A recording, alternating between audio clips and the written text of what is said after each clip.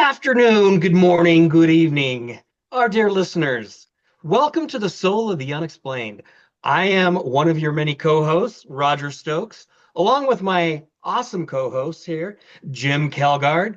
You know, Jimm. Jim, welcome. How are you? Thank you, Roger. Holy crap! How good is it to see you here back in the chair here for the Soul of the Unexplained? Damn, you look good, son, and sporting the Skinwalker Ranch T-shirt I see there. Awesome, Walker awesome. Ranch, yes. Hell yeah! Excited to be here. Excellent, excellent. Well, welcome, Jim. Always exciting to have you on and talking about all of the latest subjects that we cover. And then, of course, our great friend and Jim, as you say, our favorite Denver Bronco. I can't even say it. Denver Broncos fan, John Nyberger. John, welcome. It's a truly a pleasure to have you here tonight. Hey, it's a pleasure to be here. I love hanging out with you guys. Awesome, awesome. Well, we have quite a treat for you guys tonight, and we are really excited to talk about multiple different issues tonight. And I think let's kick it off with the talk of dire wolves. Jim, tell us a Oh. little. What have you learned about dire wolves in this last couple weeks? Well, I've heard, and of course these are just rumors. Now, some would say that I'm old enough to remember when dire wolves went extinct, and some might even accuse me of being the reason why dire wolves went extinct, but such is not the case of that, I can assure you. But in all seriousness, though, very interesting news this last week from a technology company that they had de-extincted, if such a term is a real term, the dire wolf, which of course is a species of canine, I guess we would say, that went extinct roughly 10 to 12,000 years ago. And of course, fans of Skinwalker Ranch, or rather the docuseries, The Secret of Skinwalker Ranch on the History Channel, or even anybody that's ever read the book, The Hunt for the Skinwalker, knows that there is a bit of a story behind the dire wolves and how that ties into Skinwalker Ranch. But this company, Colossal Biosciences, I think their name was that right? Yeah, Colossal And Biosciences. so they made this announcement earlier this past week, um, where that they had basically uh, done this great genetic manipulation of taking and John, I know that you're pretty well read up on this too, so correct me if I get this wrong.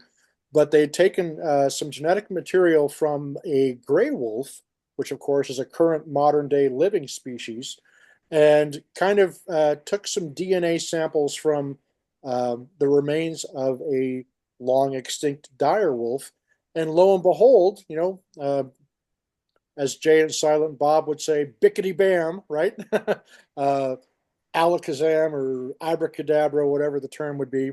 Um, I have no idea what Harry Potter would say. I have no idea what spell he would use, but that's beside the point for a different day's conversation.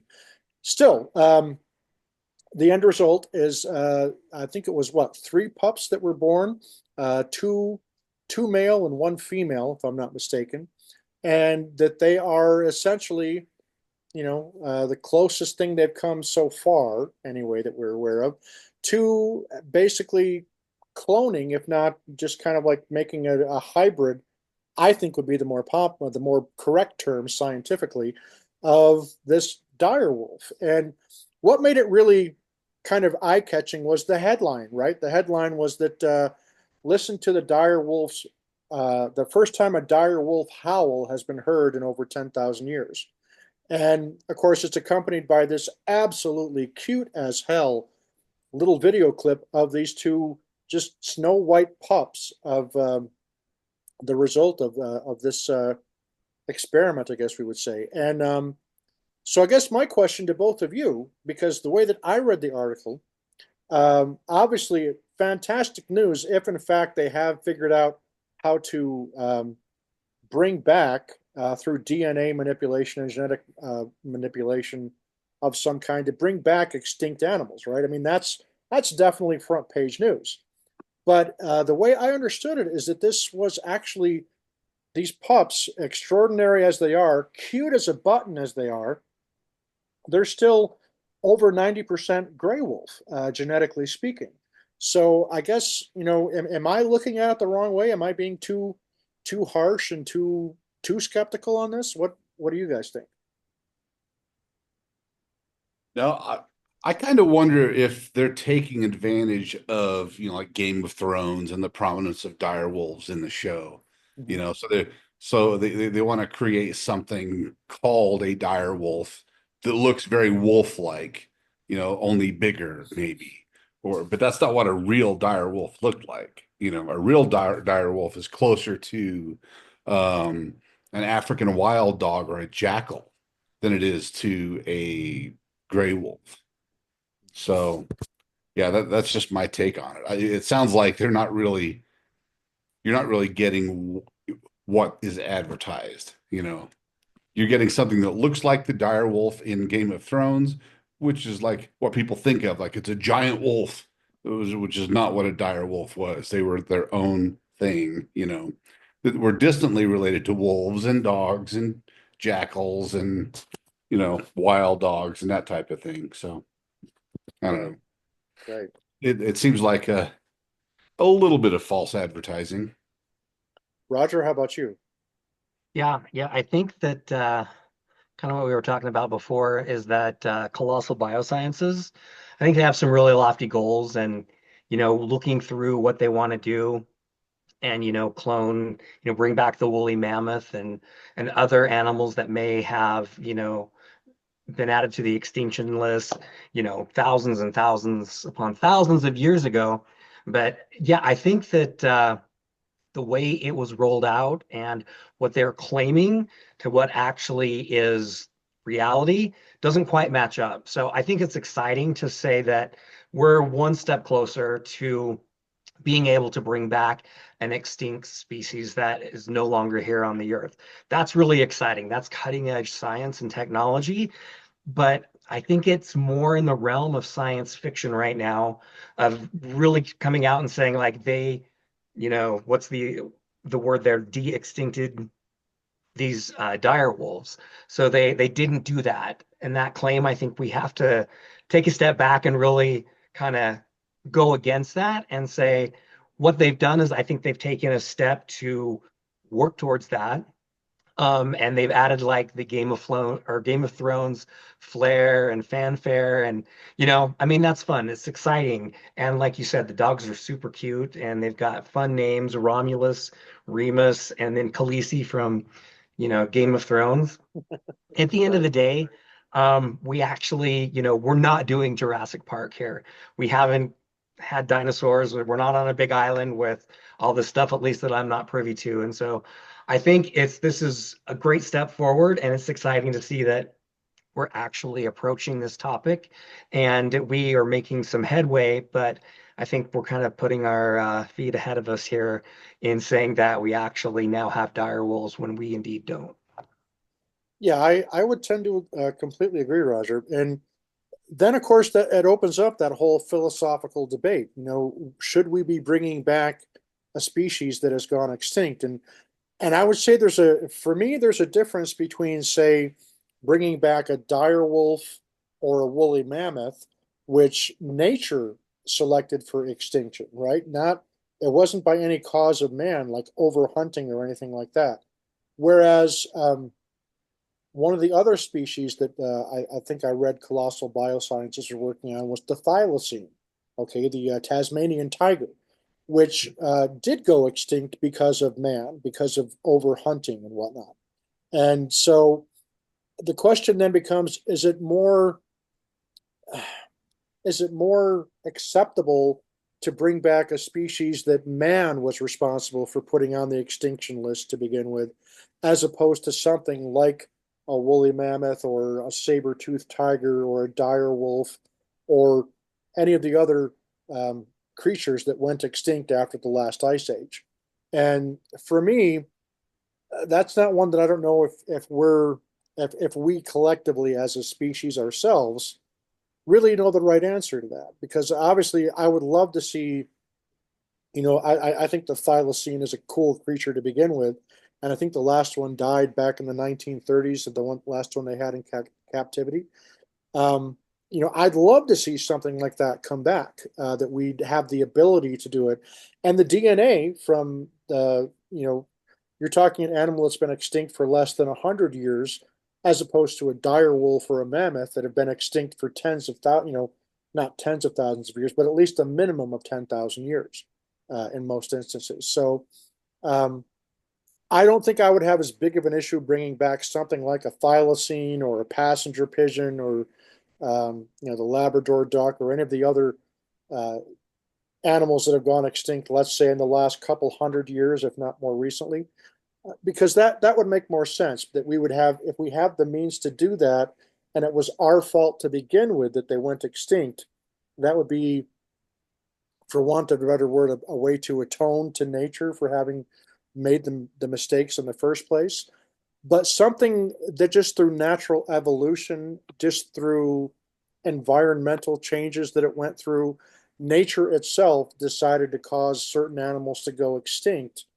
Is it really our responsibility and privilege, for want of a better word as well, to bring back creatures that are like that, creatures like the dire wolf? Because let's look at it this way, okay?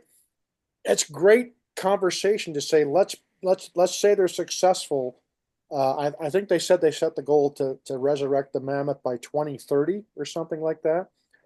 Now, let's all be honest. That would be freaking cool, right? To see something like a woolly mammoth being brought back. But again, you're bringing back a creature, a species that in its existence lived on a time where the Earth was a completely different place, where the atmosphere had, I'm sure, was not just, we're talking not just atmospheric pressure, but ambient temperature. And let's look at the diet that these animals would have eaten. For a predator animal like a dire wolf or say again a saber-toothed tiger, or something that's more of a herbivore or an omnivore like a mammoth. How are they going to eat to stay alive when their bodies were designed to live in an era where those conditions don't necessarily exist um, on the earth at this time, or maybe they do, maybe they don't. We didn't have the record keeping going back tens of thousands of years as far as meteorology reports go, right? So so I don't know. That's kind of it's kind of a difficult um, position to be in, I think, for humanity. Is it right? Is it necessary? And again, is it the right thing to do? And I guess what are your thoughts on that, John? We'll start with let's start with you first. I kind of I would have to give it some more thought. I do kind of like your distinction. Uh, like if man has caused an extinction, which we do regularly, you know, just because we do stupid things, Right. there is a very good argument that could be made that we should make some effort to bring those species back if possible. And like in your example of the thylacine, we wouldn't have to go too far to find some living relative, that maybe you could tweak to get something kind of close to a thylacine. With a dire wolf, starting with a gray wolf is the wrong place to start. They're doing that because of the way they look. If you wanted to start from the nearest relative, you'd go get some African jackals and start with those, but those aren't as cute and fluffy. So I don't Right. think people will use them. So yeah, that's an interesting point. What would they how if you were able to actually de-extinct some of these creatures, you'd be bringing them into a very different world. What the headline one year might be woolly mammoth brought back from extinction, and then a year later, woolly mammoth dies from heat stroke. Right. Because it's not Yeah. it's Very, very 110 true. Yeah. Back degrees, on the and extinction list. Yeah. yeah, Yeah. it's like, oh, well, that didn't work. Or yeah, you actually really bring back a saber-toothed tiger or a real dire wolf, and all of a sudden now the farmers and ranchers are mad because it's killing their cattle, and who knows what the heck Yeah. a saber tiger would go after. But I Yeah. mean, They'd basically become super predators, wouldn't they? Would they yeah, not? I mean, I mean, a saber-toothed tiger or a dire wolf. I mean, a dire wolf uh, from what I understand, the estimations, those things, will come up to, the chest on a person who's 6 foot tall. I mean, that's a big animal. And you bring that back, like you said, John, how are the ranchers going to respond? I mean, I can tell you right now, the ranchers are going to respond with, Smith and Wesson or Springfield or Winchester or whatever they have to protect their livestock or whatever the case may be. Or, I mean, heaven forbid, imagine if they're successful in bringing back one of these super predator animals like a dire wolf or a saber-toothed tiger, and they start to breed, and we have a Jurassic Park situation where life finds a way, right, and these things start to procreate, and before you know it, you've got a fairly good-sized pack of natural dire wolves.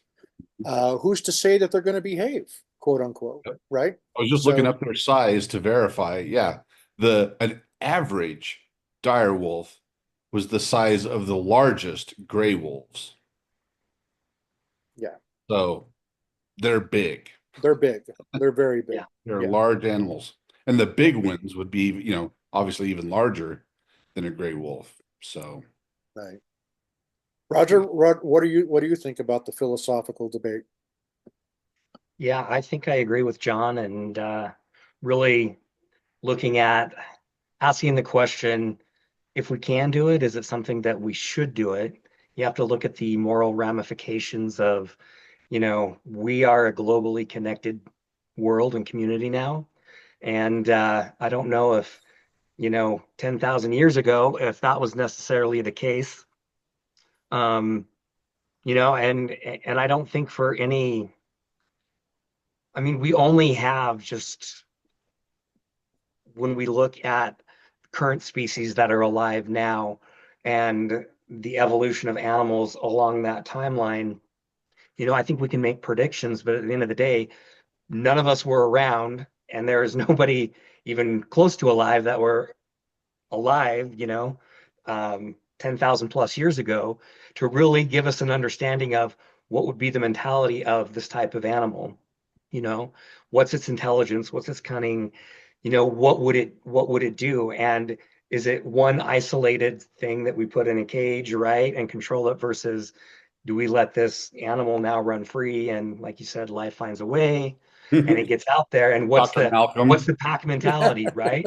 All of a Right. sudden, humans could be on that list, right? I mean, we're used to being the apex predator here on the planet, but I think it's just, I think it's, again, it's exciting to think about. And if we do get to the point where we do that, then I think we really have to step back and think and ask ourselves the question, is it right to do that?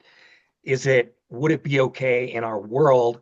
And really, weigh out the pros and cons. And I think those are questions going to be asked in brighter minds than myself for sure. But Damn at it, least that's Roger. where We're I'm. Americans. We do not think out the pros and cons of things before we do them. All right, we are going to bring It's our back. right. Listen, We just dive in head first. I I'm all for the Velociraptor. Let's do it. Right. Okay, now we're talking. I love uh, it. Now we're talking. I would love to see a velociraptor yeah, that's not going to end well. until it escapes. For any of Right. us, no. Right. Right.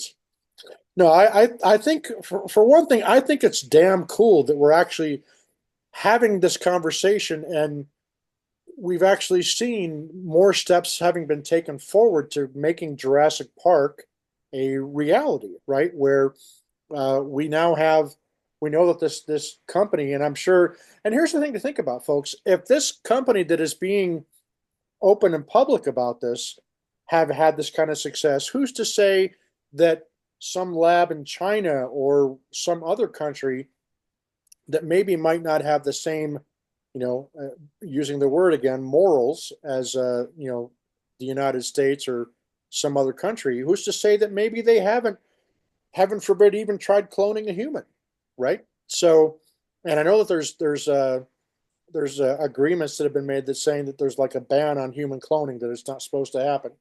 But you know, the very small conspiracy theorist in me says that somebody's probably already tried cloning a human. but but yeah, I Good just point. I, Cloning as I a weapon. yeah, That's a right, good point. I mean, yeah, what do you do if China starts dropping, airlifting velociraptors into the US? right, Like, exactly. let's drop a few of these onto New York and Denver and LA and Seattle and watch what happens. Exactly. So I guess the way that I would sum up the way that I feel about it, I think it's really cool what Colossal Biosciences is doing. I actually do support what they're doing. I think it's a valuable, important research.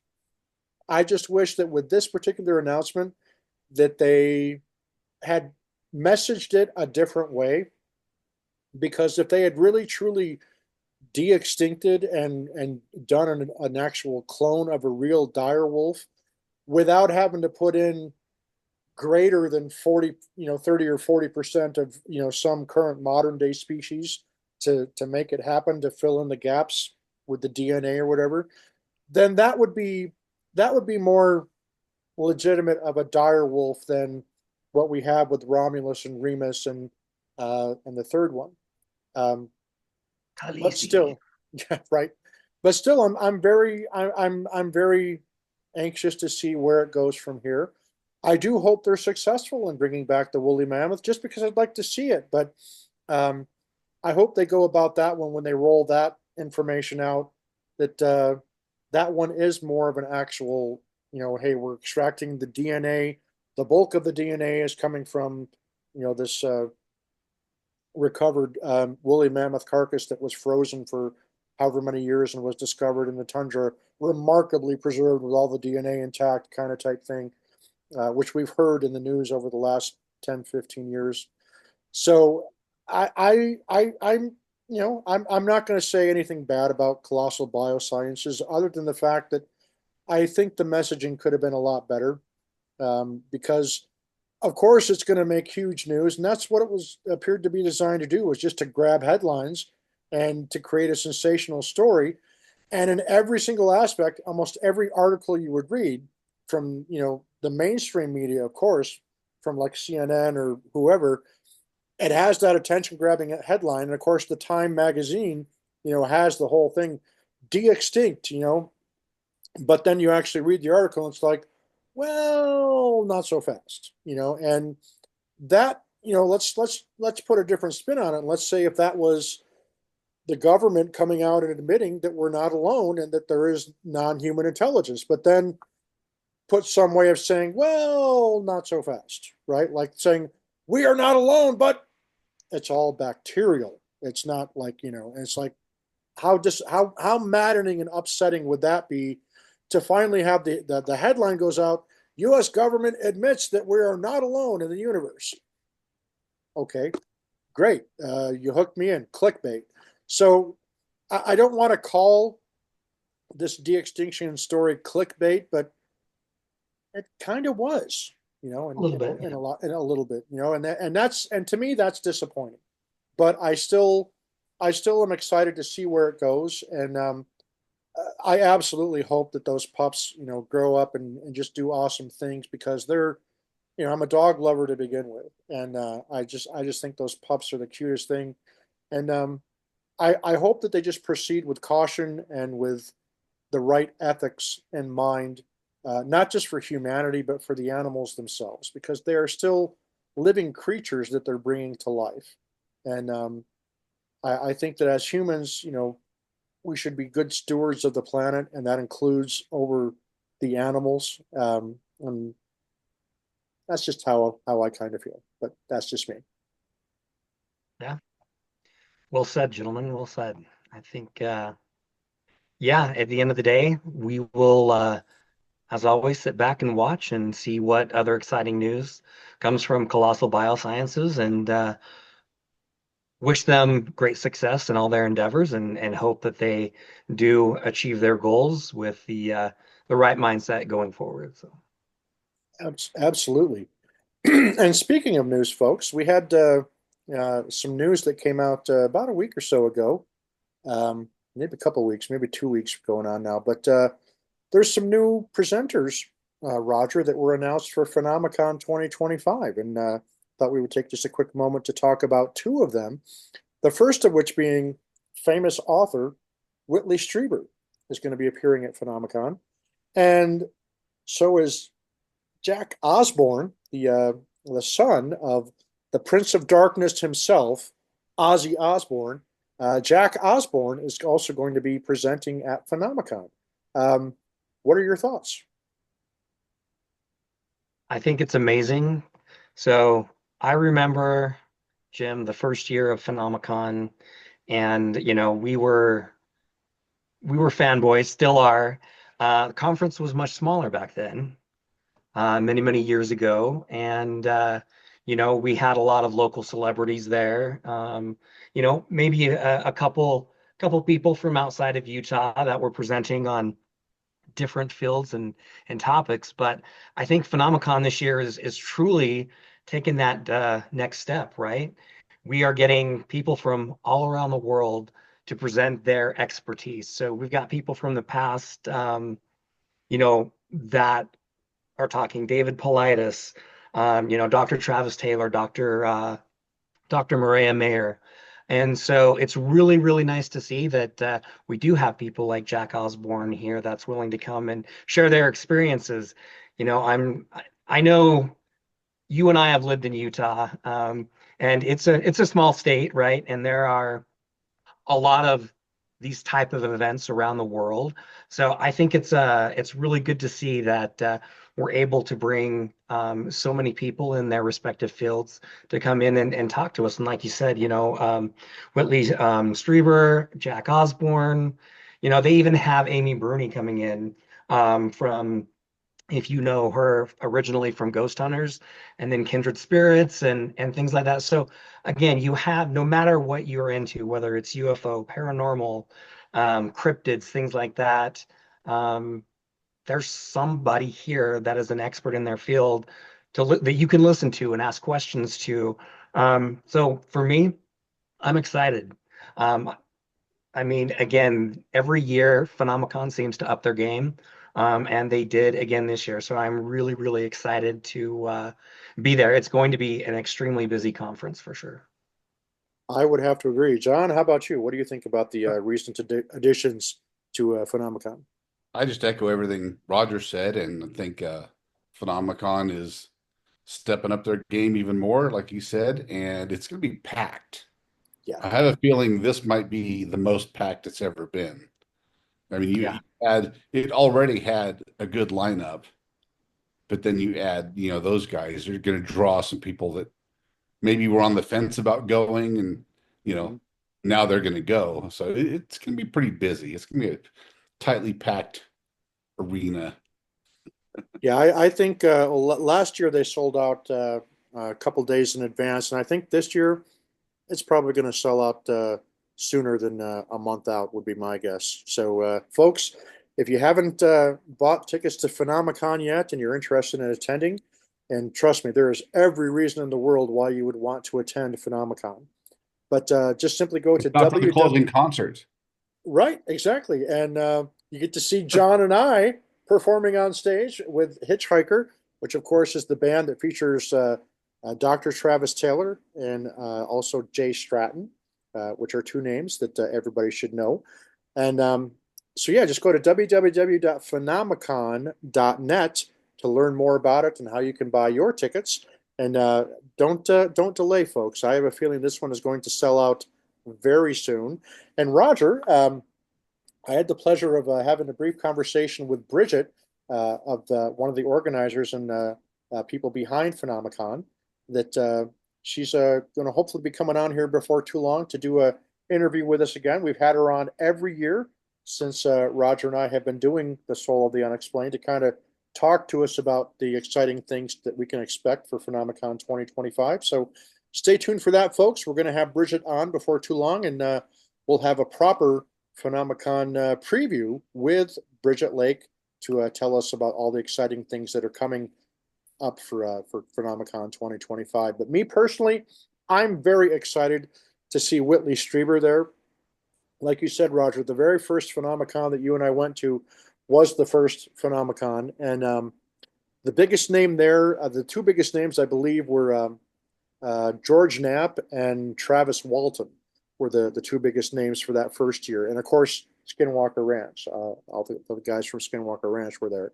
So those were kind of like the big draws for that. And I mean, Skinwalker Ranch is always going to be the big draw because it's literally in their backyard. And obviously, we love the guys that work out there, and we think so highly of them.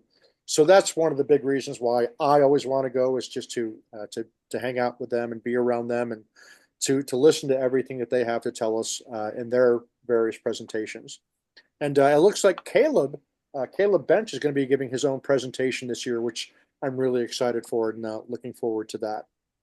But yeah, lots of cool stuff to look forward to with Phenomecon 2025, and Roger and I will keep everybody well informed as far as what to expect for that. So, John, we got some other interesting news. You had something kind of cool happen to you, a really cool opportunity that you had that fell on your lap this past week. Tell us a little bit about it. Yeah, so that was pretty wild. Okay, so as many people know, I live in the Denver area, which is a little north of Colorado Springs, which has a, very large Air Force and Space Force military presence, plus, a slew of defense contractors. It's kind of like Huntsville West. You throw a rock and you're going to hit a defense contractor. Um, and this past week they had the 40th annual Space Symposium at the Broadmoor. And so I'm, sitting around minding my own business when I get a text message from Jay Stratton that says, "Hey, we're going to be doing a screening of Age of Disclosure at this symposium. Uh, you interested in coming?" And I'm like, "Duh." Duh. Are you kidding me? So yeah, so I could not believe my luck. Of course I went. It was, as you might expect, surreal, and Jay kept reminding me of that, and it was absolutely true. Uh, there were about, I'm guessing, like maybe there was fewer than 50. It was a small room and it was packed. Like every seat was full. Um, I think there was seating for like 48 people, and I think every seat was filled. So yeah, it was packed.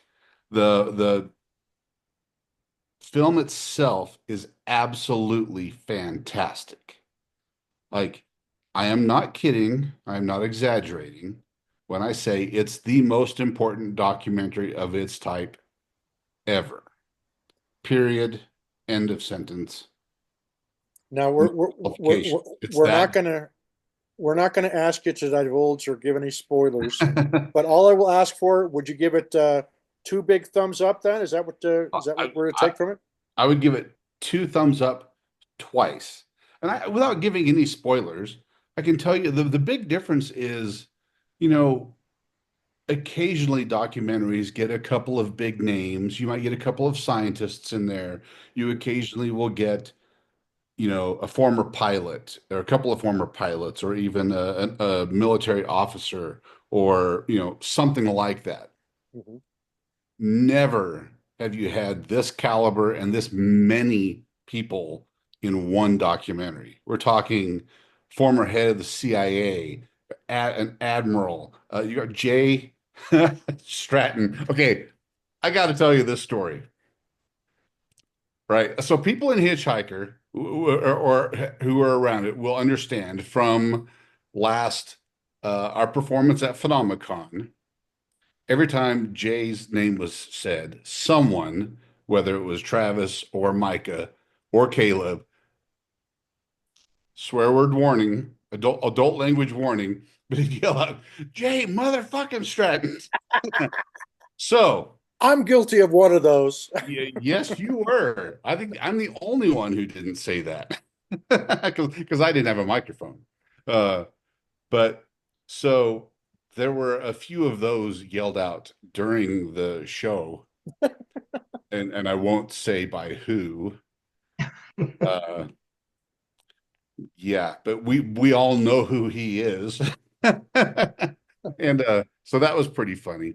But yeah, I mean Jay's in it, Travis, Tim Gallaudet, Marco Rubio, uh, Kirsten Gillibrand. I think Luna, Representative Luna was in there. How about Timmy Burchett? Is he in there? Everyone.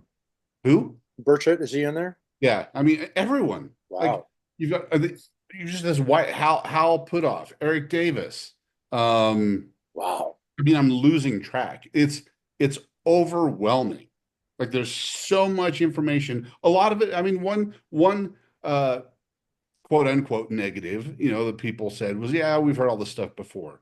And it's kind of true that we've heard a lot of it before. If you're really into this topic, you've heard a fair amount of it before, but not presented this way and with these people saying it.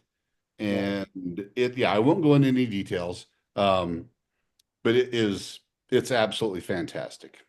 I'm hoping it will be a needle mover, for the general public who aren't quite as interested in this, Mhm. that they'll start seeing this and they'll be like, okay, we need to start paying attention to this topic. That's my hope. Well, that's kind of where I'm at. I mean, now, when I like all of us that saw the trailer, the remarkable trailer that Dan Farah put together for Age of Disclosure, that big, oh shit moment that Jay says. Um, I've since talked to two people, two or three people, you being one of them, John, that has been fortunate enough to see the documentary, and you all say the same thing: is that um, does it live up to its hype? Yes. And for me, that just that's the main thing that I wanted to hear was, please don't let this be a big swing and a miss. And Mhm. just because of who I knew was going to be in it, I knew that probably wasn't going to be the case. And to hear now you give your endorsement that it really is going to be as significant as at least I've been building it up in my own mind that I hope that it would be, just makes me all the more excited because I cannot wait to see this film. And Roger, I know that we're just going to promote the shit out of it once it finally goes into general Yeah, distribution. absolutely. It's And it's so good. Like I can't wait for everyone to see it. It's just flat out amazing. It's yeah, so well done. well, And I'm excited just to see, uh, like you said, I'm excited to see in the same documentary Eric Davis, Jay Stratton, Tim Gallaudet, and Hal Puthoff. Just those four guys Travis alone, Taylor. and Travis Taylor, Travis mother effing Taylor, right? Yes. Uh, Yep. that's just the weight and the solemnity that their testimony, I would imagine, has to bring to this is one of the things that I think sets it apart from probably almost any other really high quality documentary that's been out there. Yeah, I So will say that in a lot of documentaries, it's can't speak, researchers that say, in our research, we have been told that such and such exists or whatever. Well, these are right, the people in a place to know that say, we know XYZ exists, or we were looking into this and we know that program existed, or, whatever the right, topic is. This is coming from the mouths of people who are in a position to know. It's not, you know, it's not someone heard someone speculation. else. Yeah, it's Right. not speculation. We know there is a there. We just Yeah, need to go there. It's it's pretty fantastic. And I have to that's say, in general, the whole experience was absolutely surreal. Meeting like, let me set the stage here. This was kind of funny. Again, there were I think 48 seats in front of us, and there were 8 seats reserved. So in the back row, it's Jay Stratton, me, some schlep who has nothing to do with anything, then Travis Taylor, then Carl Nell, then I think oh then I god, think Mike Gold from NASA, uh, Hal Puthoff, Dan Farah, the guy that made the movie, Mhm. and then one other person I'm forgetting, but it was nuts. I mean, the whole evening, what was really funny is because I'm hanging out with those guys, people think I'm a bigwig. And I'm like, no, I absolutely am not. I mean, I kind of tried to play along with it because it was kind of funny, but no, it was surreal. And I shared with Jim and a couple of other people that one of my favorite moments of the whole evening was later at a restaurant. All of us, everyone that I just mentioned that was in the reserved seating and a few other people all went to a restaurant. So I'm sitting at the end of the table. It's me, Travis Taylor, someone else whose name I can't remember, then Hal Putoff, and then Carl Nell. It's like we're all just talking. And it was kind of, they had this food basket with, baked fish, fried fish, and some fries. And it was just, I've only heard of these people. I've seen them on videos, but particularly like Hal Putoff. I've been reading his name for decades. Decades, right? Yeah. And here I am splitting and sharing a piece of baked fish with Hal Putoff while Travis Taylor argues physics with Carl Nell. What world am I living Holy in? shit! What? I mean, we already thought we were in a crazy rabbit hole. What? It was Wow, that's it awesome. really struck me right then. I'm like, I even texted someone and I'm like, this is so weird. It's so bizarre.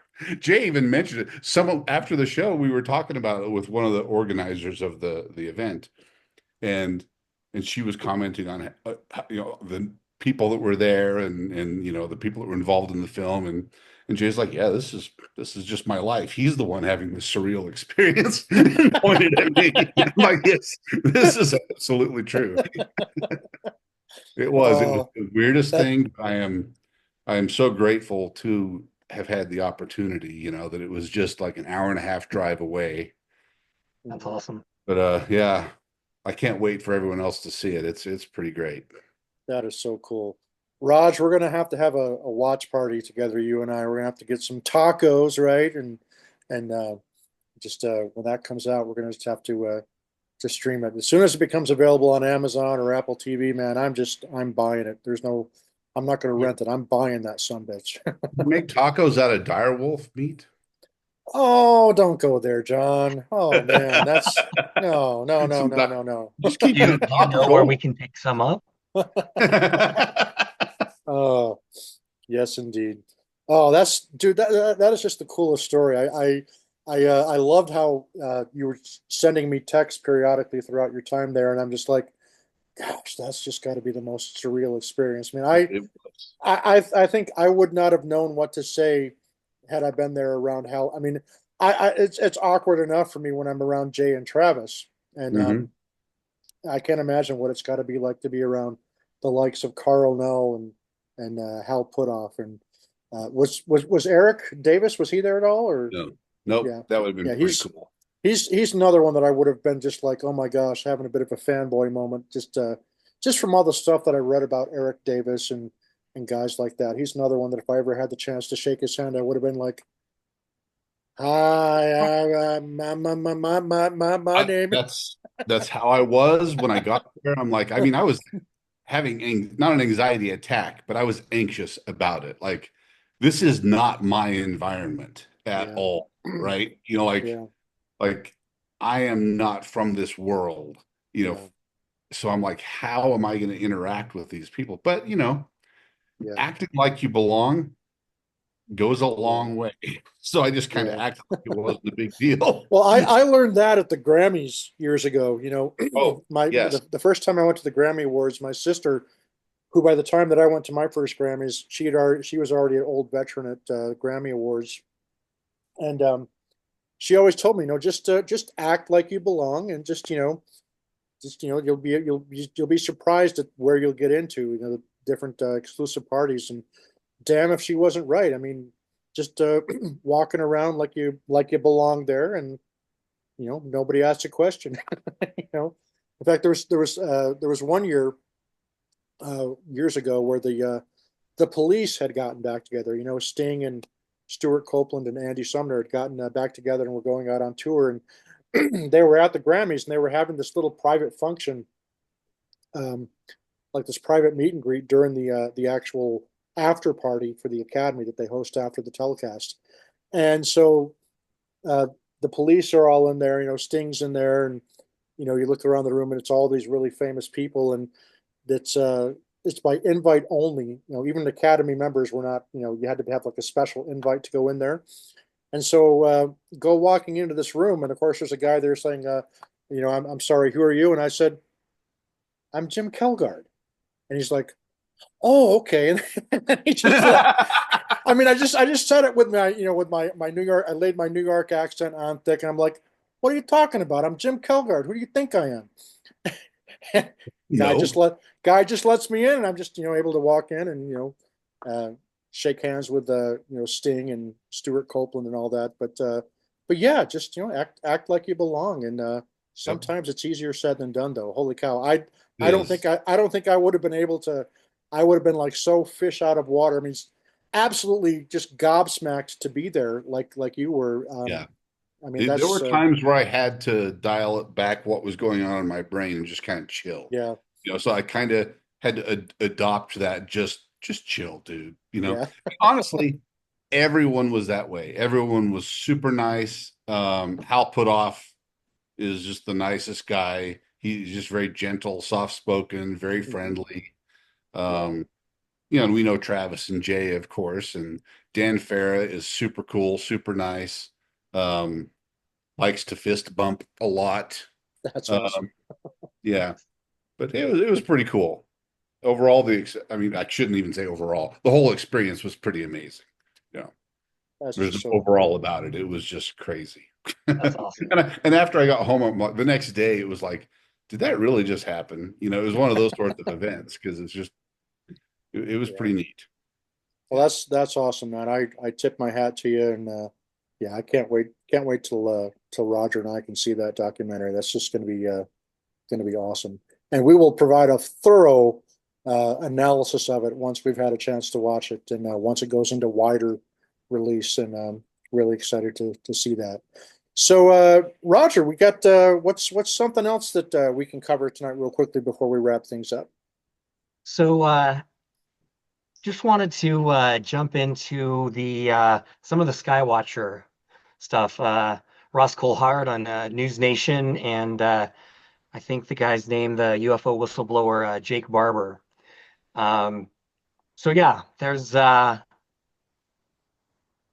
it's something that is really interesting because we've they're talking about it, um, and they're making some claims that with the Skywatcher group that they are reportedly being able to attract UFOs or UAPs, and that they are going to disclose that at some point.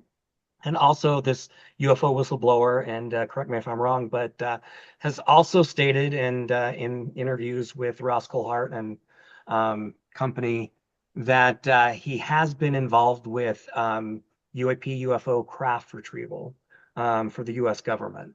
And so, Right. wanted to jump into that a little bit before we wrap up and get your guys' thoughts on that. Well, for me, you guys know that I was never a UFO guy. I was always of the belief that yes, there's intelligent life elsewhere in the universe. A lot of it's probably advanced intelligence, much more so than we are in our present day and age on Earth, and some maybe not so much. But what was the likelihood of that intelligence ever making it to our planet? I'd always filed away the UAP and UFO thing as it's really cool. It's really interesting, but what is the likelihood? And I never really gave it a whole lot of thought beyond that until obviously that 2017 New York Times article when the Pentagon for the first time admitted, well, okay, yeah, UAPs are real. We don't know what they are or where they come from, but here's a couple of videos to show what we're talking about. And that for me was kind of the big moment where I was like, holy crap, there might actually be something to some of these long held, stories and legends, things like Roswell and Kecksburg and famous incidents like that. And then we find ourselves going down this rabbit hole, right, Roger, that involves everything from not just UAPs, but Skinwalker Ranch and um, just kind of everything that follows after that. And so we have these big personalities that have come out in the media. Obviously, David Grush was another big seminal moment, I think, where we had somebody that was able to back up his credentials, and not just back up his credentials of being who he said he was, but having the inspector general of the intelligence community endorse and say that his claims were credible and urgent.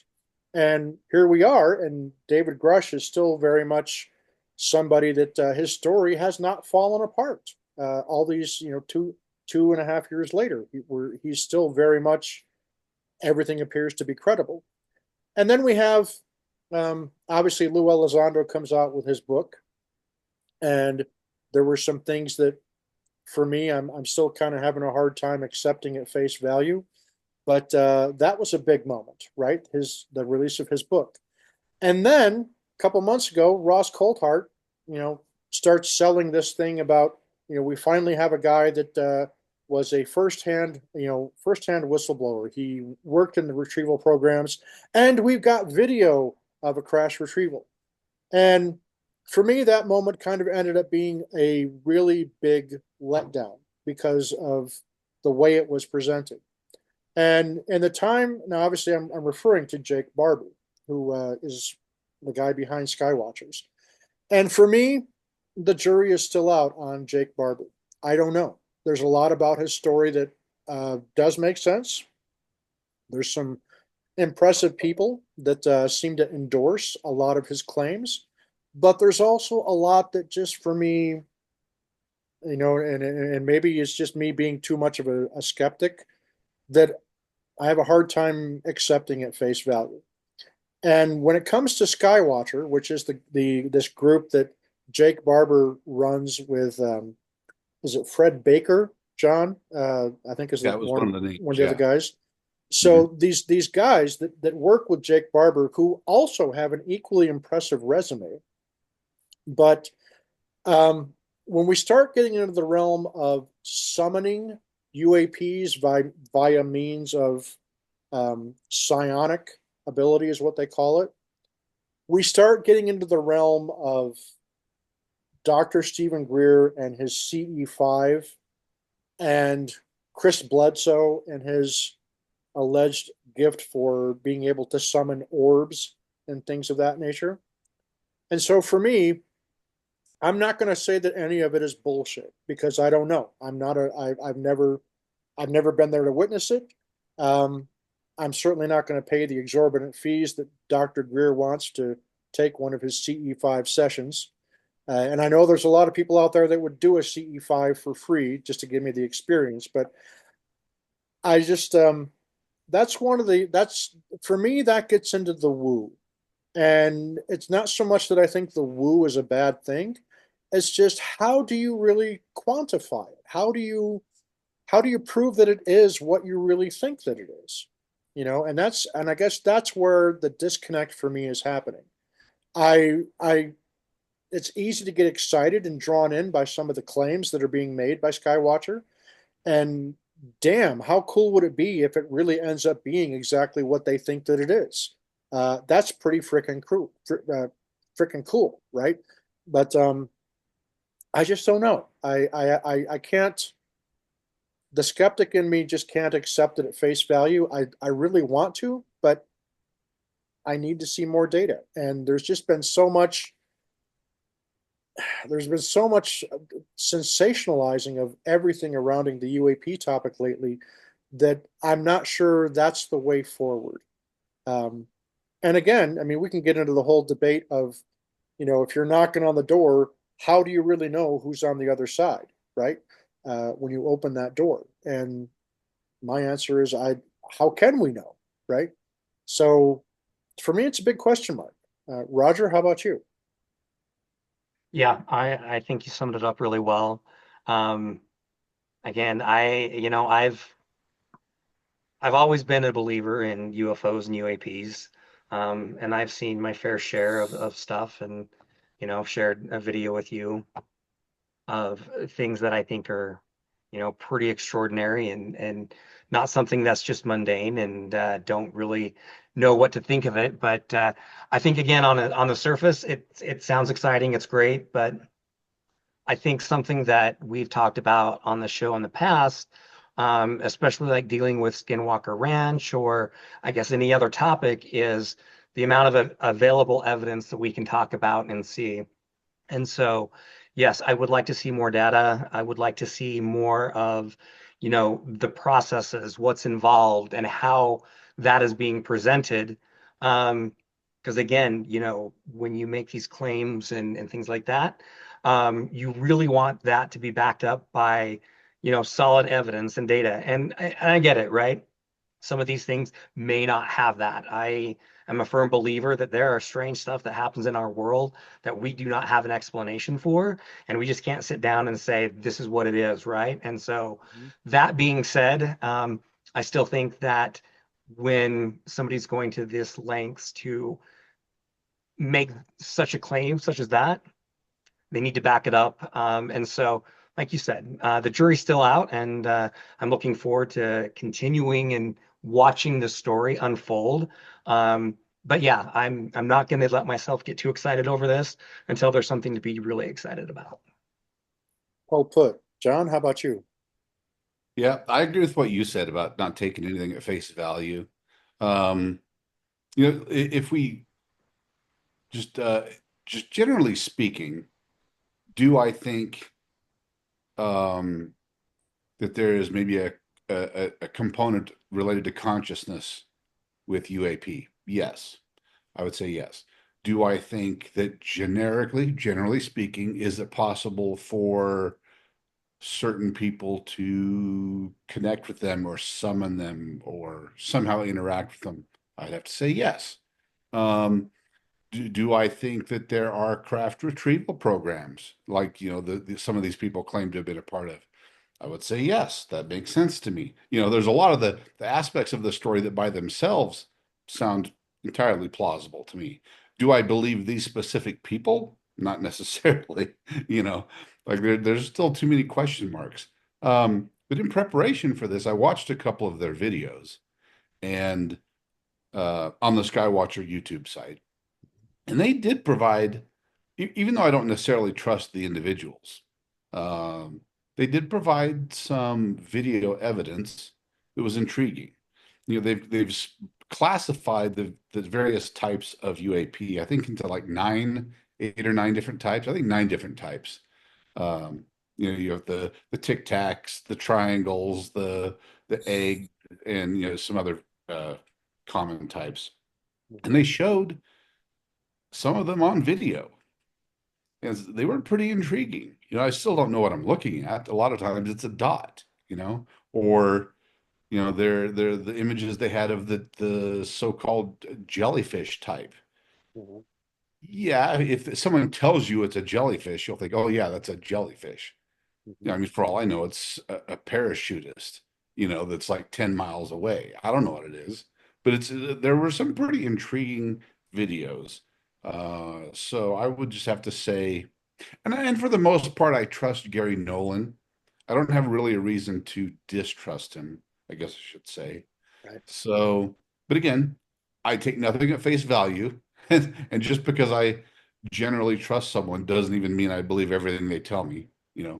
Yeah. So, so yeah, we will see. We'll see where it goes. I don't really know what to make of all of it. But if they come with the goods, if they show up, if they say, "Hey, we can do this," and they can repeat it, and they're like, "We have the sensors to detect it. We've picked this stuff up. Here's the sensor data. Here's the visual data. Here's the radar data. Here it is in infrared and ultraviolet and all that stuff. Like, here's what we're seeing." Then, I'll be impressed. Right now, I'm tentatively waiting for more data, but it's in. And yeah, that's pretty well precisely where I'm at as well. Um, the fact that there's people like Gary Nolan that do endorse Jake Barber, that goes a long way with me. It really does. Because I have that much good faith in believing in Gary Nolan. He's given me no reason to think or feel otherwise. But like both of you have said, I think I want to see the data that leads them to making the conclusions that they make, and hopefully they are compiling that data, and that they will be able to get it peer reviewed and be able to actually lay it out and say, okay, this is our hypothesis, and we arrived at that hypothesis because of A, B, C, and D. Here's the process that we followed to get there. So this is what our presentation is. This is why we feel it happens to be A, B, C, or D, right? Well, and real Because, quick, as I understand it, they're not even presenting a hypothesis. yeah, Even it's more about here's what we're observing. right, I haven't heard any of them say they think they know what they are right, yet. right. It's Which is a good thing. Which is a good thing. exactly Yeah. when they start saying, "Oh, the eggs are from Zeta Reticuli and the triangles are from Proxima Centauri," and So folks, that's why the price of eggs is honestly as high as it is, because those right? fuckers are coming all the way from Zeta Reticuli to Yep. get here. And if you were an Yep. egg traveling all the way that distance in the universe to get to Earth, you'd charge enough money to get there too. So that's now you know why the price of eggs is so high. Now you know. Interstellar logistics are a nightmare these days. I mean, it's just nuts. You got to Yeah. pay all the port fees along the way, and Yeah. now tariffs. Right. It's a nightmare. Exactly. Intergalactic tariffs. That's the next. Yes. That's the next. That's coming soon, folks. You wait and see. But yeah, no, I think you both articulated it very well. I feel the same way. I'm I'm hopeful, but I'm keeping an open mind. But I do have to see that data. I want to be able to see that this is being done in a proper scientific method to present what we're going to be seeing, because it's extraordinary, and extraordinary claims do require extraordinary data to back up the extraordinary claims. And like you said, Roger, sometimes that's just not possible. Sometimes the very nature of the phenomena is very isolated. It's just happening with one person, and if there's nobody else there with a recording device of some kind to capture the event, then you're just having to take the person's word at it. And sometimes that's not always the easiest thing to do. And that's one of the things that constantly plagues. It's kind of like the bane of existence for this greater topic of the unexplained, is that a lot of it is just those isolated incidences, like both you and I have had, Roger, right? So it's not that, if you can't have the data, it means there's nothing behind it, but it just helps to make a stronger case in the case of something like this with these UAPs. And for me, I will say this much: I do think that what Skywatcher is doing is far more sensible than what I see Stephen Greer doing with CE5. And even though I think Chris Bledsoe is one hell of a fine human being, from near as I can tell, um, he is the one who's kind of drawing conclusions with some of the things. And for me, again, I have a hard time closing that gap with him saying, these are uh, these particular kind of beings, and this is why they're here. I mean, it's if that works for him, more power to him. But I don't necessarily. I can't quite make that jump yet with some of the things that Chris Bledsoe claims, which I know is going to upset some of our viewers. But don't take that necessarily as me trying to, downplay what kind of a person Chris Bledsoe is or the work that he's doing. It's just that, again, I haven't seen the data that can back up what he's claiming. That's Show one me of the that. nice things that I noticed about the I keep wanting to call him the wrong name, Skywatcher. I keep accidentally saying Skywalker. Right? The The rise of Skywatcher guys, they have a truck, at least one truck, with a variety of sensors. They've got radar and some other sensors built in. So allegedly, they are collecting this data. So I don't know who will ultimately have access to it, but and hopefully it'll be public. That would be fantastic if they could say, look, here's all the data. Here's how you Yeah. correlate it. Here's the visual data. We had a spotting scope, we had a telescope on it. Here's the radar scope. Here's some other sensors we've had. Here's the ADS beat data. Here's the weather data for the day. All of that all at once that would go a long way. Greer doesn't have anything like that. Greer's like, pay me money and I'll make lights appear in the sky, or help you figure out how to get lights appear in the sky. Yeah. Yeah, it's very different. But again, I'm super skeptical. I don't know Yeah. what to think of these guys. Yeah, Yeah. and again, folks, and I know that there's several of our viewers and subscribers that are into the CE5. And again, if that works for you, and if that seems to provide you with some level of comfort, then embrace it, run with it. But just offering you the honest commentary that the world according to Jimm Kelgard, um, the I can't fully embrace it yet because I don't know enough about it. And again, you know, I have a hard time with knocking on doors when you don't know who's behind it. And there's been a lot of experiences in the past of people that have knocked on doors like that, and the results of who's been behind those doors, or more appropriately, what has been behind those doors, hasn't always panned out with positive results for the people that did the knocking. And so that's just kind of the way that I view it. And as always, folks, my opinions are my own, and as are Rogers. Rogers are his, and John's are his, and uh, a lot of the time, most of the time, the three of us are in agreement on most things, except when it comes to football teams, right, John? But Right. that notwithstanding, um, well, that's just what we encourage here with the Soul of the Unexplained. And Roger, I'll let you chime in here if you want to, but that was kind of our whole mission for when Roger and I started the Soul of the Unexplained, was just to start conversations and to destigmatize this greater topic of the unexplained. And here we are heading into our fourth year, Roger, and it's just been wonderful to see how far we've come, and where we hope to go in the future with it. And the one thing that I can always guarantee to all of you that have made it this far in the video, we will always speak our mind and speak what we feel. And when we're wrong, in my case, whenever I'm wrong, which happens to be very often, I'm not too proud that I can't admit when I've gotten something wrong. And sometimes I do get it wrong. Quite often I get it wrong. It's part of being a Raiders fan. But there's a lot to be said, though, for being willing to at least have the conversations, and that's something that I think Roger and John are always open to, is having those good, strong, vigorous debates about these topics, because they are important, especially something as uh, as bizarre, and as the ramifications of what if this UAP stuff really ends up being what a lot of people think it is, which is that confirmation of there being another intelligence, advanced intelligence here on planet Earth. And whether that's something that's native to the planet, that's been here with us all along, or something that's coming to us from someplace else, remains to be seen. But there's a reason why we should be talking about it, because if it is what we think it could be, then it is the biggest news in the history of humanity, in a lot, and for more reasons than one.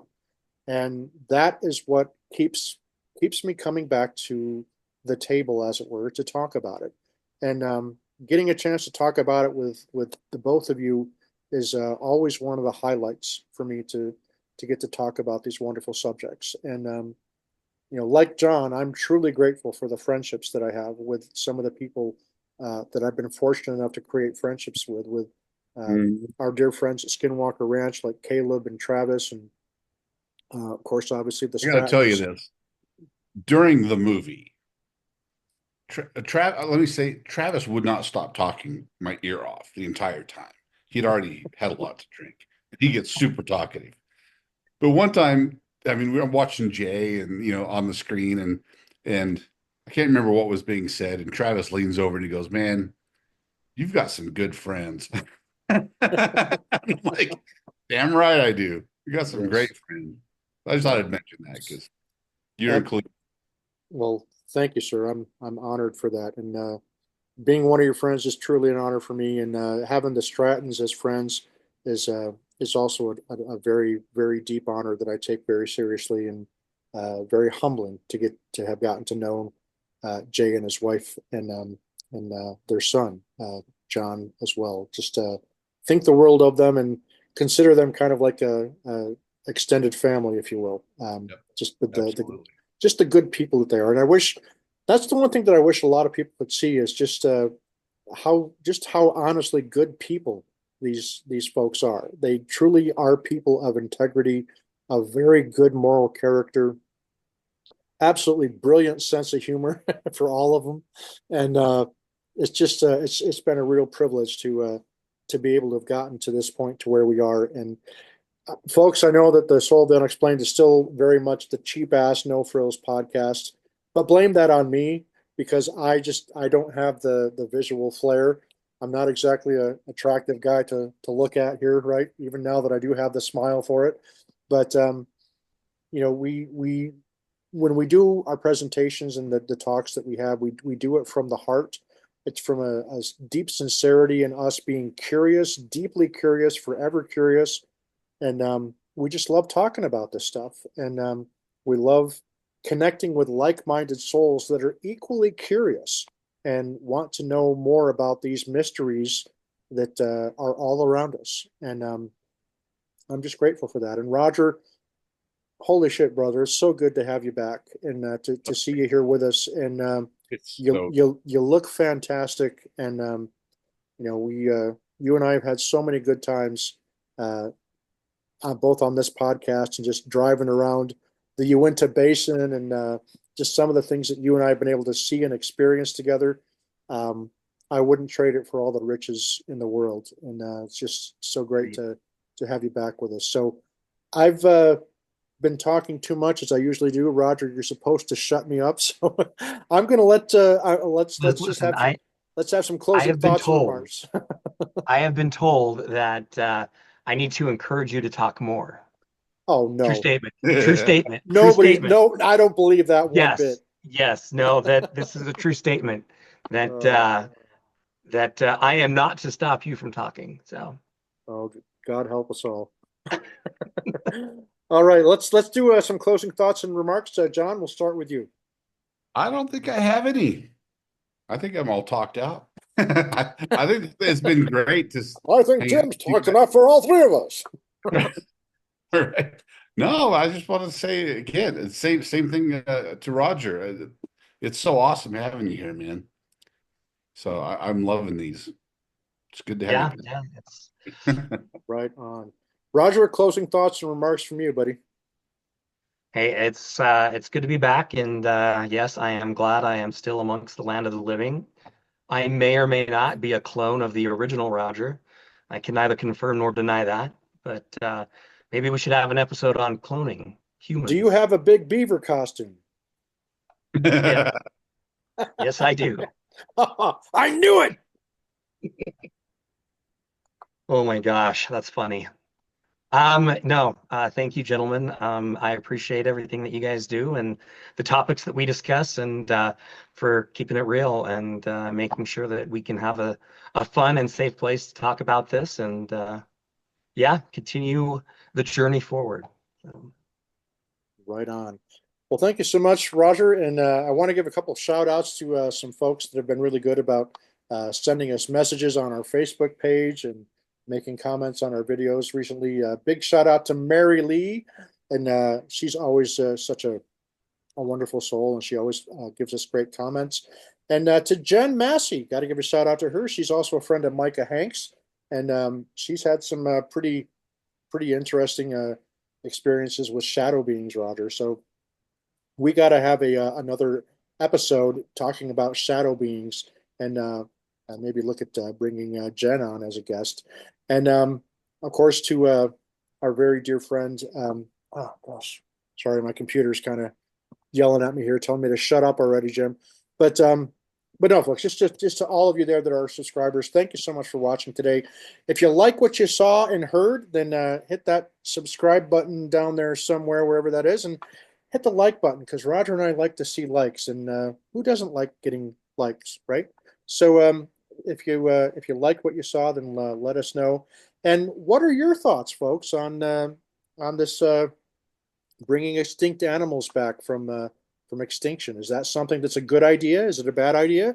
And tell us why. And if you have something you'd like to see Roger and I talk about that we haven't discussed yet, then also let us know. And always feel free to reach out to us on Facebook at the Soul of the Unexplained, or hit us up in the comments section below, and we'd certainly love to connect with anybody and hear some of the great stories and experiences that are out there. Because one thing that Roger and I can tell you is that once you become an experiencer, whether it's a UAP or a Sasquatch sighting or a shadow being experience, whatever may have happened to you, whatever experience you've had, the moment you cross that threshold and become an experiencer, it changes everything. And that's what happened with me. I know it's what happened with Roger. John's going to get there someday. Trust me. Hang out with us long enough, and it will happen to you. But seriously, folks, thank you for watching.